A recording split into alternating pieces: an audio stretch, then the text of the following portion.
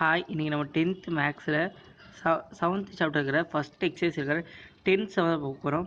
Question என்ன, the prism shaped outer portion of the table lamp has to be painted including the top part. Find the total cost of painting the lamp if the cost of painting 1 square centimeter is 2 rupees 2. அது என்னென்னா, இந்த மாதிரி ஒரு table lamp இருக்குது, நம்ம கொடுத்துருக்காங்க. இந்த மாதிரி ஒரு டேபிள் லேம்ப் நம்மக்கிட்ட இருக்குது. இதில் என்னென்னா, நம்ம கீழே இந்த சிலிண்டர் மாதிரி இருக்குல்ல, இந்த ஷேப்பை விட்டுறோம்.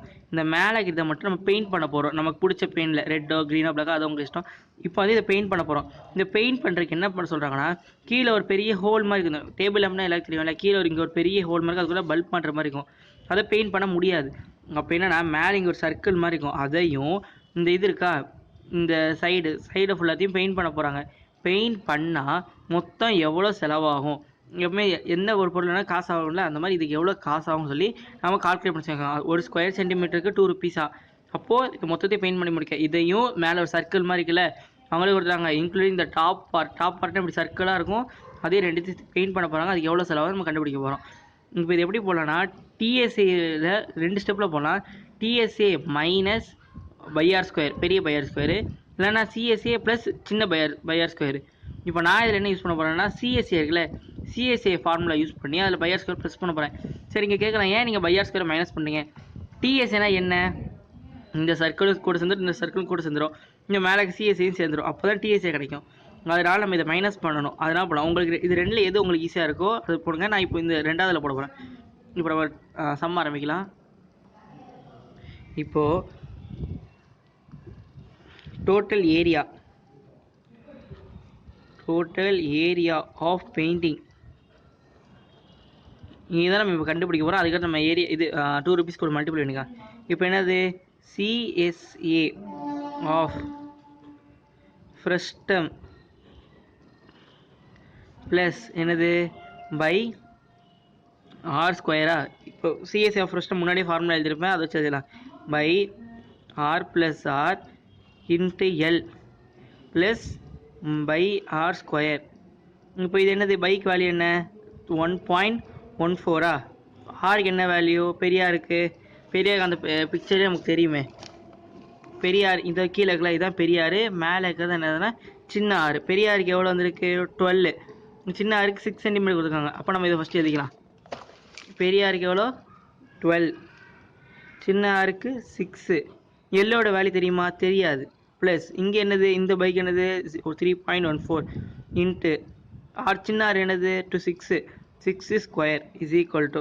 இப்போ முதல்ல நம்ம என்ன பண்ணால் எல் வேல்யூ ஃபஸ்ட்டே கண்டுபிடிச்சிக்கலாம். இதுதான் நான் இங்கே கண்டுபிடிக்கிறேன். ஏன்னா இங்கே ஏவது நம்ம தெரியணும்ல, அதனால் இங்கே கண்டுபிடிச்சிக்கிறேன். இங்கே எல்லுக்கு என்ன formula, h square plus r minus r whole ஸ்கொயர்னு சொல்லுவாங்க. இப்போது ஹெச் வந்து நான் அந்த வார்த்தை காட்டில் என்ன, அதுக்கு என்ன போடுங்கன்னா 8ன்னு போடுது. இங்கே 8 ஸ்கொயர் ப்ளஸ் ஆர் என்னது 12 மைனஸ் 6 ஹோல் ஸ்கொயர். 8ஓட ஹோல் ஸ்கொயர் என்னது 64. 12 minus 6 whole square equal to என்ன வரும், 64 ப்ளஸ் 36. 64 36 கூட்டினா எவ்வளோ வரும், எல் இஸ் ஈக்குவல் டு √100. இப்போ 100 நான் லாங் டிவிஷன் எடுக்கிறேன். உள்ளே 100 இருக்கும், இங்கே வெளியே என்ன இருக்கும், என்ன நம்பர், இங்கே என்ன நம்பர் போடுறோமோ அதை இங்கே நம்பர் போடணும். என்ன போட்டால் 100 10. அப்போ இங்கே என்ன வரும், 100. அவ்வளோதான், முடிஞ்சா. இப்போ ரூட்லேருந்து இருக்குன்னா ஒன்று லாங் டிவிஷன் பண்ணணும், இல்லைனா உங்களுக்கு இந்த எல் டிவிஷன் சொல்லுவாங்க, அது பண்ணணும்.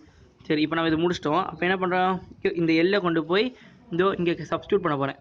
அப்போ என்ன ஆகும், equal to 3.14 into 12 plus 6 into 10 plus 3.14. 6 square நாங்கள் போட்டேன், அது இப்போ ஸ்கொயர் பண்ணால் எவ்வளோ 36 கிடைக்கும். இதை மல்டிப்ளை பண்ணுங்களேன். 3.14 into 18 into 10 plus 3.14 into 36 is equal to 3.14 into 180 plus 3.14 into 36. இப்போ என்னென்னா, நம்ம இங்கே 3.14 வெளியே காமனாக எடுத்தால் சிம்பிளாக முடிஞ்சிடும். ஆனால் நான் என்ன பண்ண போகிறேன்னா, தனித்தனியாக நம்ம இது பண்ணிட்டு பண்ணலாம். அப்போ என்ன, எனக்கு கொஞ்சம் இதாக இருக்கும்ல. என்ன வேல்யூ கிடைக்கும், 78.86 ஸ்கொயர் சென்டிமீட்டர். ஏன்னா அங்கே சென்டிமீட்டர் தானே கொடுத்துருக்காங்க. அப்போ ஸ்கொயர் சென்டிமீட்டர் ஆர் இங்கே எப்படி போடலாம் 678.86 சென்டிமீட்டர் ஸ்கொயர். இப்படியும் போடலாம், இப்படி போடலாம் தான் இருக்கும். இப்போ இதோட சில பேர் என்னன்னா இதோட விட்டுட்டு போயிடுவாங்க, அவ்வளோதான் முடிஞ்சு சொல்லி. ஆனால் இங்கே என்ன கேட்டிருக்காங்க, மொத்தமாக பெயிண்டிங் பண்ண காஸ்ட் கேட்டிருக்காங்க. இப்போ first cost of painting. Cost of பெயிண்டிங்னா என்னது, அங்கே எவ்வளோ செலவாக தான் நம்ம கேட்டிருக்காங்க. அப்போ அதை கண்டுபிடிச்சா நான் சம் ஓவர் ஆகும். இது 5 மார்க்ஸ் தான், ரொம்ப இம்பார்ட்டன்ட். நல்லா பாருங்க.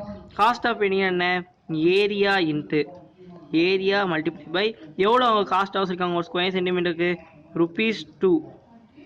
ஏரியா எவ்வளோ இங்கே கொடுத்துருக்காங்க 678.86 இன்ட்டு 2. இப்போ இதை மல்டிப்ளை பண்ணாமா 678.86 இன்ட்டு 2 2 1 16 17 7 பாயிண்ட் இருந்தால் பாயிண்ட் இங்கே போட்டுடணும். 17 இங்கே 1 போடுவோமா. இங்கே 8 சார் எவ்வளவு 8 சார் 16 17 7 இங்கே 1 7 சார் 14 15 5 1 12 13. அப்போது இஸ் ஈக்குவல் டு ₹1357.72. மொத்தமாக அந்த டேபிள் லேம்ப் வந்து நமக்கு பெயிண்ட் பண்ணோன்னா எவ்வளோ செலவாகுது ₹1357.72 செலவாகுது.